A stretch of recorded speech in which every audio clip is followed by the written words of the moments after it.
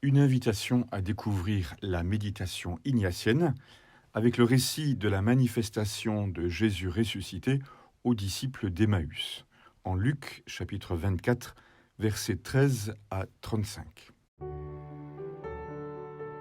Cette vidéo se trouve sur la chaîne Méditation biblique en paroles et images, qui est consacrée précisément à la méditation des textes de la Bible et à la contemplation du monde par la photo.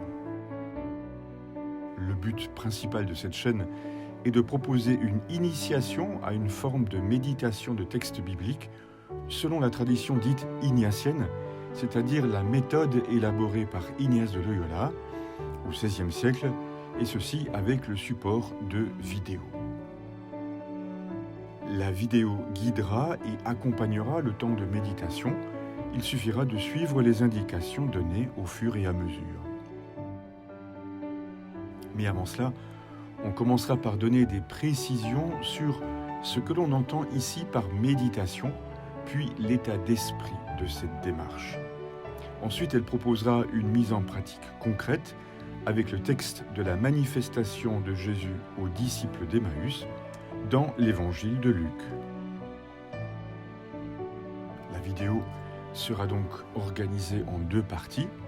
Tout d'abord, une présentation de ce qu'est la méditation ignatienne, avec 3 entrées, ses spécificités, l'état d'esprit et une feuille de route. Et ensuite, la mise en pratique avec Luc 24, 13-35, la manifestation aux disciples d'Emmaüs. Commençons donc par les spécificités de cette forme de méditation. On peut en signaler 3. Premièrement, il s'agit d'une méditation de textes bibliques. Elle s'inscrit dans une tradition de méditation biblique que l'on appelle Lectio Divina, qui est pratiquée depuis des siècles dans les monastères et dont Ignace de Loyola a élaboré une version personnelle, ceci pour une retraite de 30 jours qu'il a écrite, retraite appelée les exercices spirituels. Cela veut dire que cette méditation ne vise pas à mieux se connaître soi-même. Ce n'est pas un exercice d'introspection. Elle ne vise pas non plus à trouver un apaisement intérieur et à se sentir davantage en harmonie avec soi-même. Cette méditation, deuxième spécificité, est une prière. Cela veut dire que la personne qui médite a un interlocuteur et qu'elle fait l'expérience de dialoguer avec cet interlocuteur. Cela veut dire encore que le texte va être le lieu ou le support de ce dialogue et, troisièmement, que cet interlocuteur, c'est Dieu. Troisième spécificité, c'est une prière intérieurement active. Cela veut dire qu'elle ne consiste pas à rechercher une absence de pensée, un vide intérieur, dans le sens par exemple de se tenir purement et simplement dans la présence de Dieu. Ce n'est pas l'objet de cette forme de prière.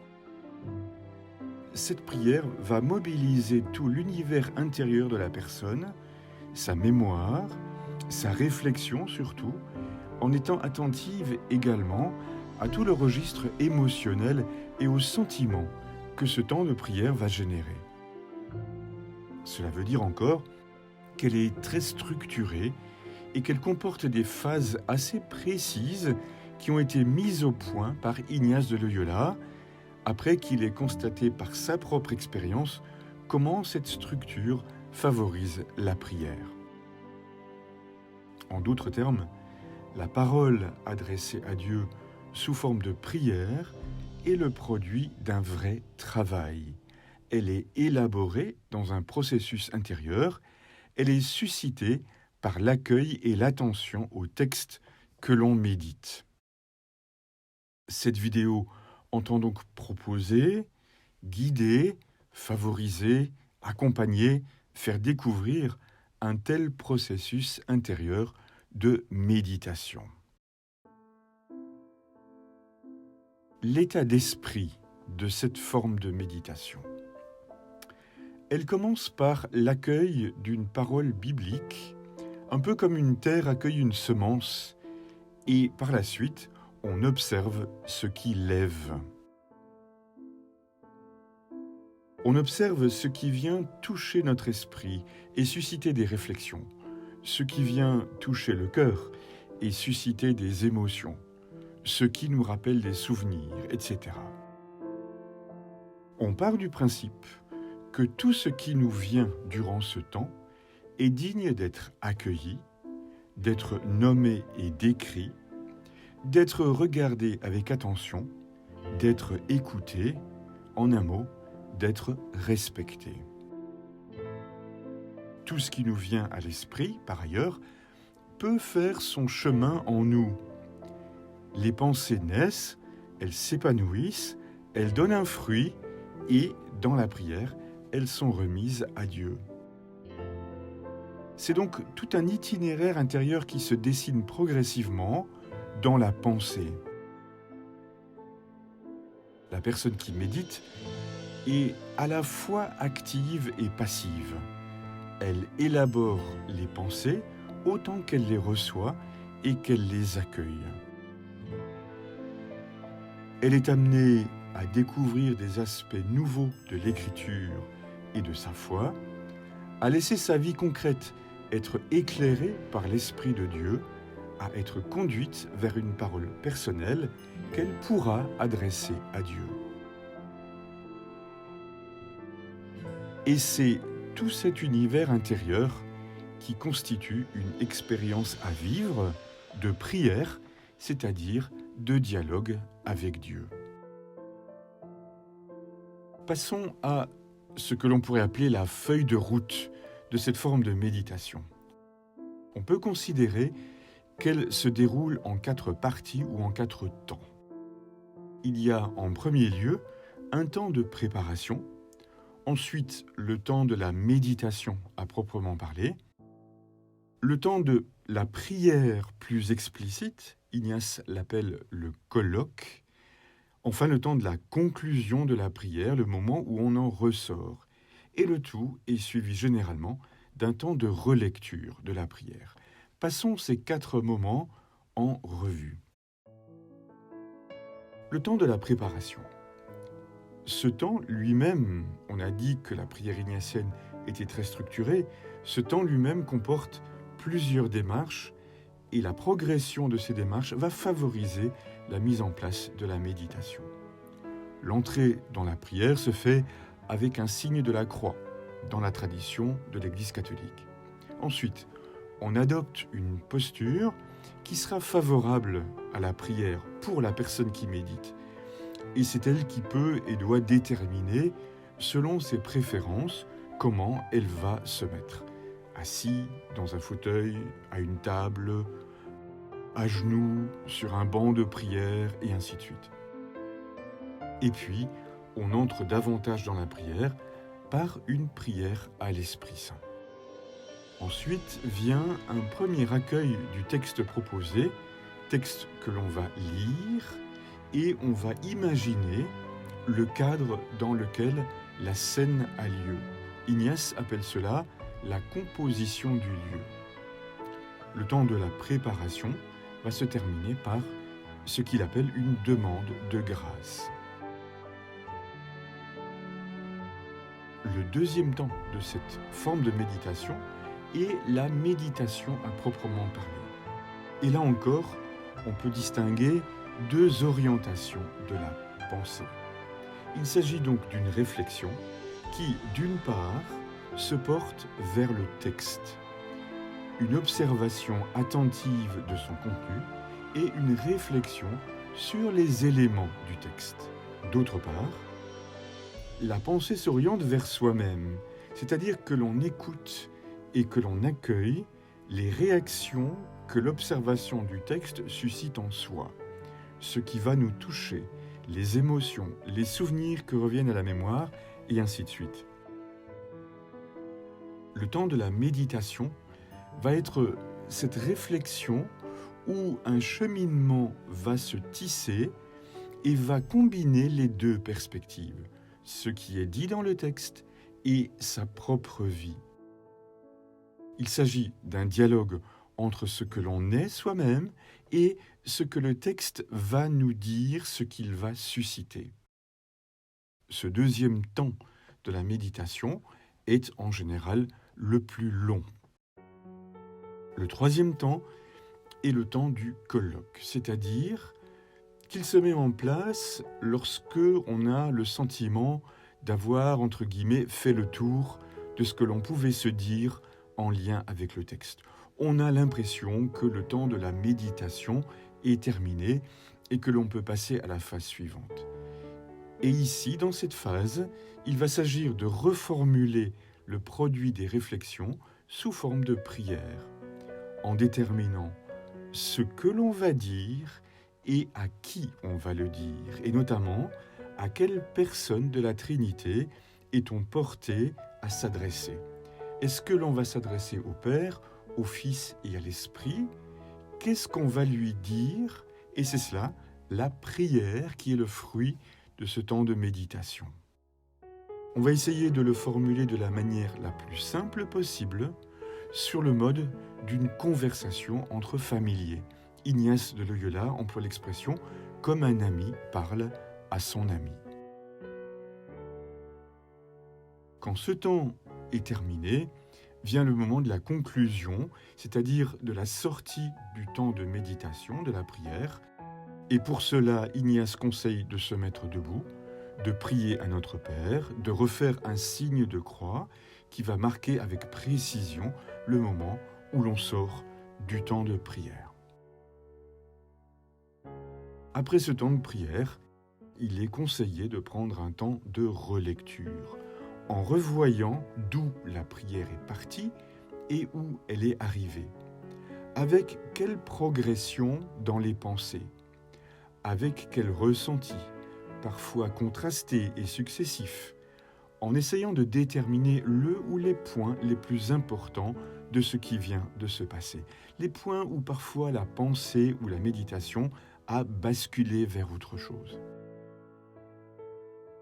La relecture permet de prendre conscience de ce que l'on a reçu pendant le temps de méditation, et pour les personnes qui la pratiquent régulièrement, elle permet aussi de voir dans quel sens elle avance, pas à pas, mais dans la durée, au gré des différents temps de méditation qu'elle prend.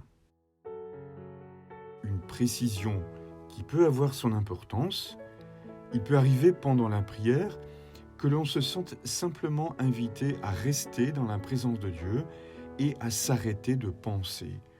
C'est une grâce de contemplation, on l'accueille, parce que ce que l'on reçoit dans la prière est prioritaire sur ce que l'on produit soi-même.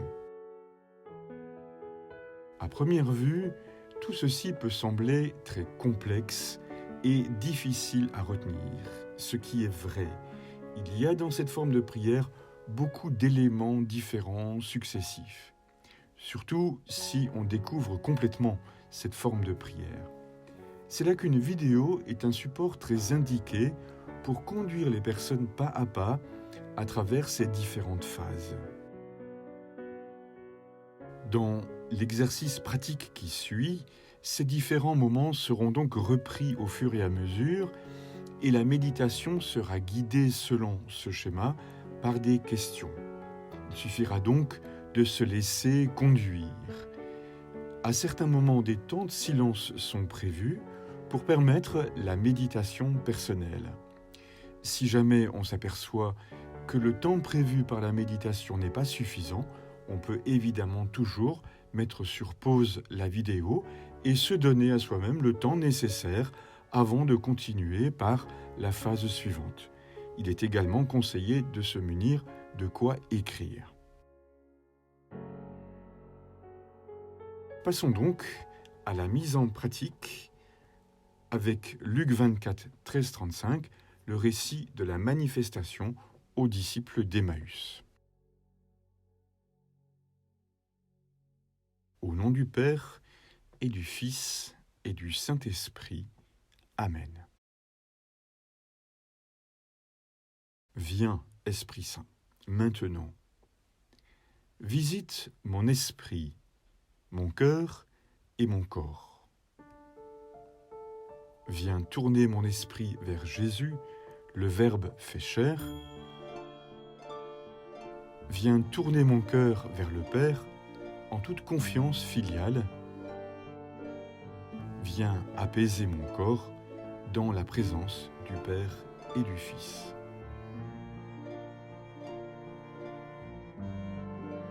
Que toute parole de toi ou de moi, toute pensée, toute émotion prenne naissance, s'épanouisse et s'accomplisse en louange et en action de grâce au Père. En toi, esprit de toute consolation, j'accueille le désir du Père de faire de moi son fils, sa fille, et je me dispose, en accueillant sa parole, à avancer sur ce chemin. Amen.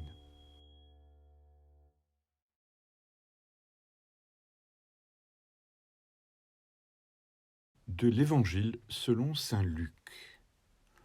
Le même jour, 2 disciples faisaient route vers un village nommé Emmaüs, à 2 heures de marche de Jérusalem, et ils parlaient entre eux de tout ce qui s'était passé.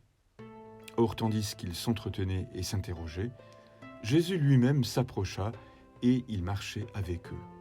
Mais leurs yeux étaient empêchés de le reconnaître. Jésus leur dit : « De quoi discutiez-vous en marchant ?» Alors ils s'arrêtèrent tout tristes. L'un des deux, nommé Cléophas, lui répondit : « Tu es bien le seul étranger résidant à Jérusalem qui ignore les événements de ces jours-ci. » Il leur dit : « Quels événements ?» Ils lui répondirent : « Ce qui est arrivé à Jésus de Nazareth, cet homme qui était un prophète, puissant par ses actes et ses paroles devant Dieu et devant tout le peuple. Comment les grands prêtres et nos chefs l'ont livré, ils l'ont fait condamner à mort et ils l'ont crucifié. Nous espérions que c'était lui qui allait délivrer Israël. Mais avec tout cela, voici déjà le 3e jour qui passe depuis que c'est arrivé. À vrai dire, des femmes de notre groupe nous ont remplis de stupeur. Quand dès l'aurore elles sont allées au tombeau, elles n'ont pas trouvé son corps. Elles sont venues nous dire qu'elles avaient même eu une vision des anges qui disaient qu'il est vivant. Quelques-uns de nos compagnons sont allés au tombeau et ils ont trouvé les choses comme les femmes l'avaient dit, mais lui, ils ne l'ont pas vu. Il leur dit alors : « Esprit sans intelligence, comme votre cœur est lent à croire tout ce que les prophètes ont dit, ne fallait-il pas que le Christ souffrit cela pour entrer dans sa gloire ? » Et partant de Moïse et de tous les prophètes, il leur interpréta dans toute l'Écriture ce qui le concernait. Quand ils approchèrent du village où ils se rendaient, Jésus fit semblant d'aller plus loin, mais ils s'efforcèrent de le retenir. « Reste avec nous, car le soir approche et déjà le jour baisse. » Il entra donc pour rester avec eux. Quand il fut à table avec eux, ayant pris le pain, il prononça la bénédiction, et l'ayant rompu, il le leur donna. Alors leurs yeux s'ouvrirent, et ils le reconnurent, mais il disparut à leur regard. Ils se dirent l'un à l'autre : « Notre cœur n'était-il pas brûlant en nous, tandis qu'il nous parlait sur la route et nous ouvrait les Écritures ?» À l'instant même, ils se levèrent et retournèrent à Jérusalem. Ils y trouvèrent réunis les 11 apôtres et leurs compagnons qui leur dirent : « Le Seigneur est réellement ressuscité, il est apparu à Simon-Pierre. » À leur tour, ils racontaient ce qui s'était passé sur la route et comment le Seigneur s'était fait reconnaître par eux à la fraction du pain.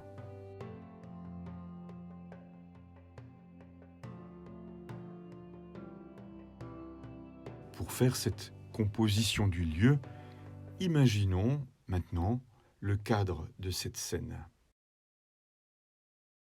Il y a le paysage entre Jérusalem et Emmaüs. Comment le voyons-nous ? Cela se passe au crépuscule. Comment voyons-nous les ombres et les lumières du soir dans ce paysage ? et comment nous imaginons-nous l'ambiance de cette rencontre. Il y a ensuite la maison où ils invitent Jésus et où ils le reconnaissent. Comment voyons-nous cette maison? Comment la voyons-nous de l'extérieur et comment la voyons-nous à l'intérieur? On note qu'on se représente cela souvent comme une auberge. Il n'est pas question d'une auberge dans ce texte. Et puis, les disciples d'Emmaüs font le trajet du retour. On peut imaginer que c'est de nuit et ils arrivent là où se trouvent les apôtres. Et là encore, comment nous imaginons-nous ce lieu? Sur ces différents lieux, il y en a peut-être l'un ou l'autre qui nous parle davantage et où nous avons davantage envie de nous attarder sur ce lieu-là. Si c'est le cas, eh bien nous le faisons maintenant. Et nous nous donnons un temps pour nous mettre dans le cadre de ce récit, à peu près 1 minute 30.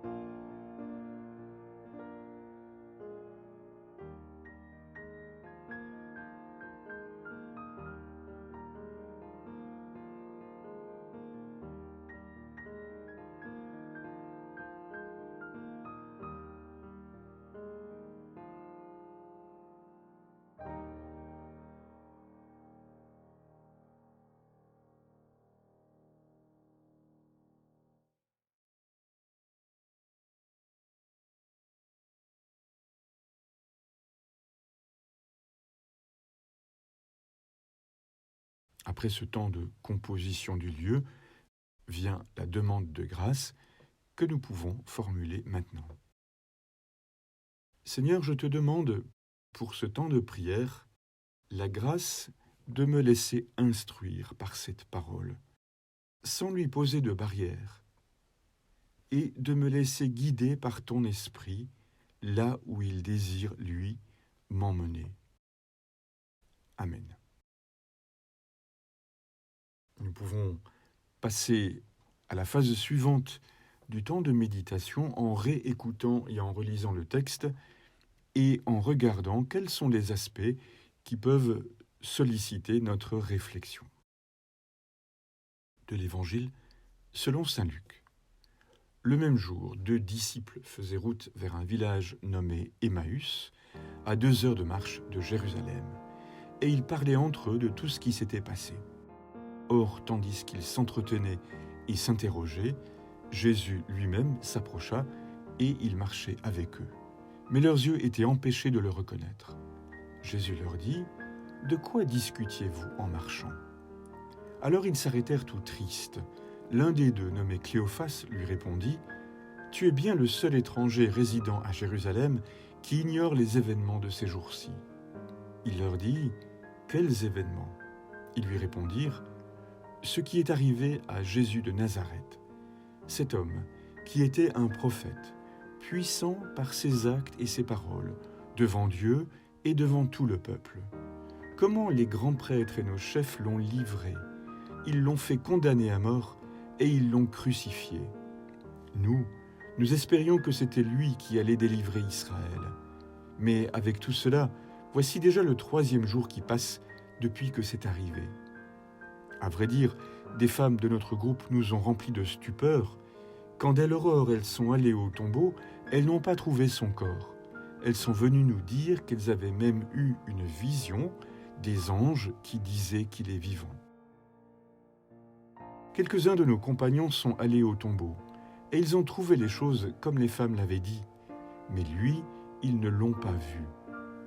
Il leur dit alors, « Esprit sans intelligence, comme votre cœur est lent à croire tout ce que les prophètes ont dit, ne fallait-il pas que le Christ souffrit cela pour entrer dans sa gloire ?» Et, partant de Moïse et de tous les prophètes, il leur interpréta dans toute l'Écriture ce qui le concernait. Quand ils approchèrent du village où ils se rendaient, Jésus fit semblant d'aller plus loin, mais ils s'efforcèrent de le retenir. « Reste avec nous, car le soir approche et déjà le jour baisse. » Il entra donc pour rester avec eux. Quand il fut à table avec eux, ayant pris le pain, il prononça la bénédiction, et l'ayant rompu, il le leur donna. Alors leurs yeux s'ouvrirent, et ils le reconnurent, mais il disparut à leur regard.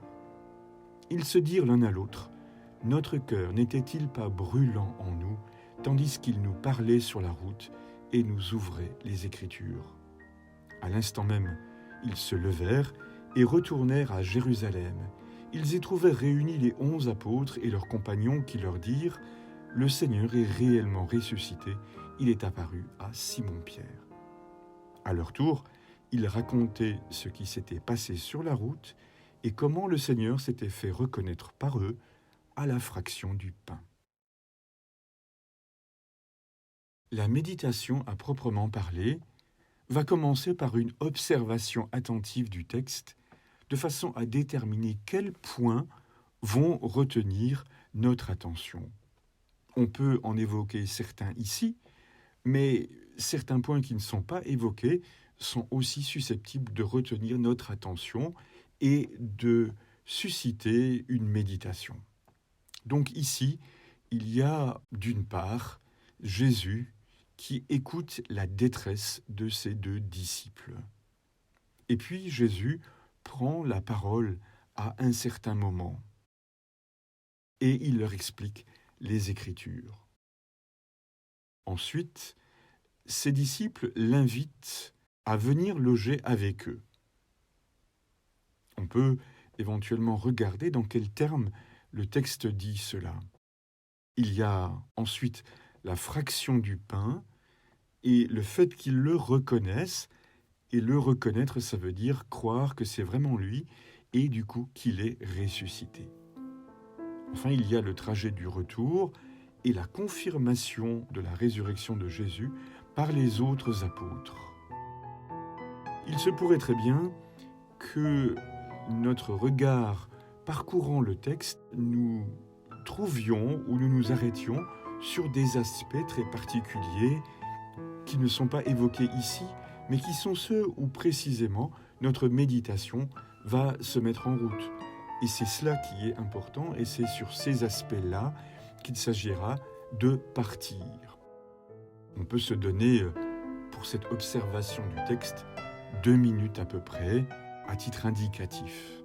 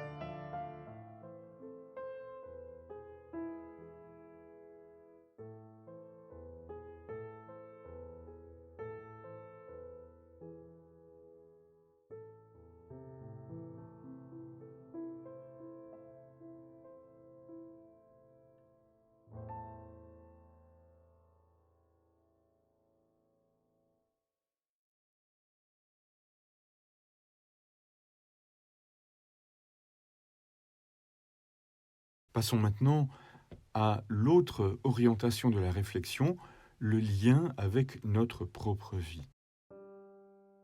Est-ce que j'ai le sentiment que les éléments du texte que j'ai relevés rejoignent particulièrement certains aspects de ma vie?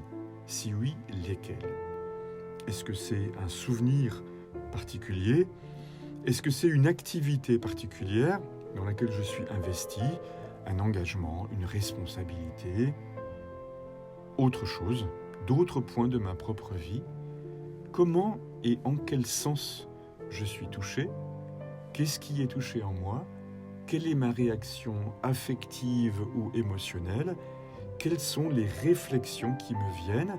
Et est-ce que ce texte éclaire ce qui me revient en mémoire sous un jour nouveau? Là encore, c'est un processus de la pensée qui est susceptible de se mettre en place. Le temps prévu est de l'ordre de 2 minutes.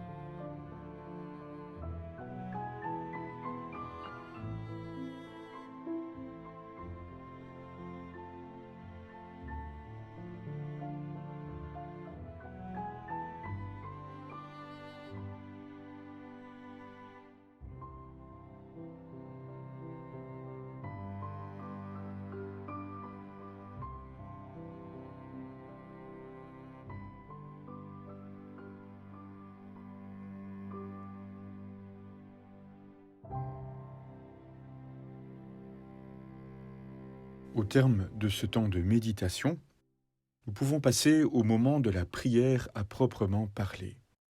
Et nous sommes invités à saisir quelle est l'invitation qui nous habite actuellement, intérieurement. Est-ce que c'est une invitation à une action de grâce, à dire merci à Dieu pour quelque chose? Est-ce que nous nous sentons invités à une louange, c'est-à-dire dire à Dieu qui il est pour nous, et ceci simplement par pure joie que Dieu soit Dieu? Est-ce que nous sommes invités à un temps d'adoration, c'est-à-dire suivre une impulsion intérieure à remettre notre vie totalement à Dieu? Est-ce que nous portons une demande particulière, pour d'autres ou pour nous-mêmes, peut-être une demande de pardon? Est-ce que nous sommes portés à formuler quelque chose qui ne va pas, une lamentation ou une protestation à l'encontre de Dieu pour quelque chose de notre propre vie? La Bible connaît ce genre de prière.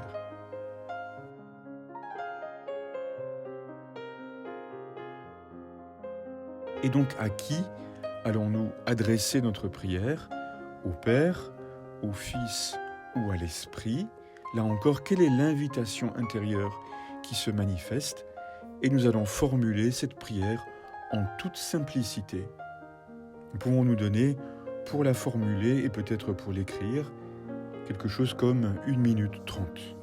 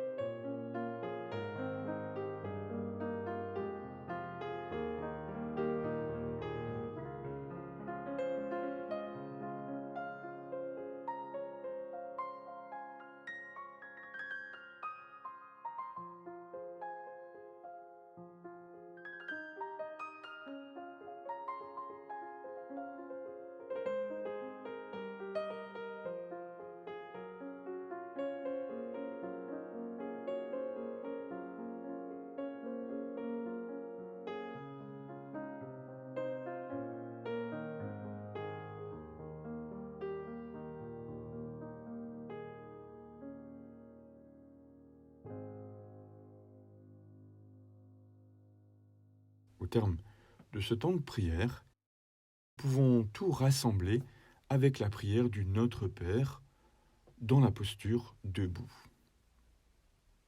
Notre Père, qui es aux cieux, que ton nom soit sanctifié, que ton règne vienne, que ta volonté soit faite, sur la terre comme au ciel. Donne-nous aujourd'hui notre pain de ce jour. Pardonne-nous nos offenses, comme nous pardonnons aussi à ceux qui nous ont offensés. Et ne nous laisse pas entrer en tentation, mais délivre-nous du mal. Amen. Au nom du Père, et du Fils, et du Saint-Esprit. Amen.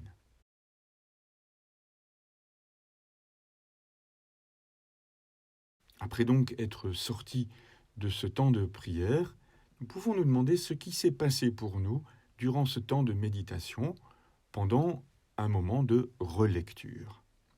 Est-ce que nous avons été personnellement concernés par le texte, rejointes, interpellés par un aspect du texte? Est-ce que nous pouvons décrypter quel a été l'itinéraire de la prière? D'où est-elle partie? Où est-elle arrivée? Par quelles étapes est-elle passée? Et au terme de cette prière, avec quel climat intérieur est-ce que nous en sommes sortis? Est-ce que nous sommes profondément en paix? Est-ce que nous sommes contents, contentes, inquiets ou inquiets? Est-ce que nous éprouvons une forme de mise en question d'aspects de notre vie? Est-ce que nous sommes tristes? Autre question, est-ce que je peux observer un décalage ou une évolution entre le moment où j'étais dans la réflexion, donc dans la méditation, et finalement ce que j'ai exprimé dans ma prière? Est-ce qu'entre ces deux moments, il y a encore eu une progression? Est-ce que je peux observer une correspondance entre la grâce qui a été demandée et ce qui a surgi au gré de la méditation? Là encore, pour faire cette relecture, nous pouvons nous donner quelque chose comme 1 minute et demie.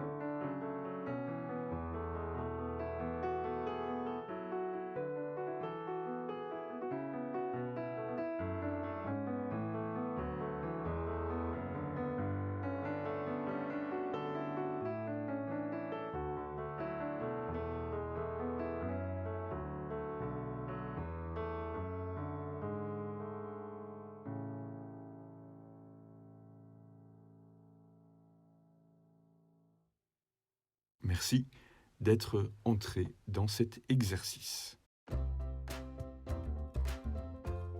Il y a sur la chaîne 2 autres vidéos d'initiation à la méditation ignatienne avec la même présentation initiale et un exercice pratique.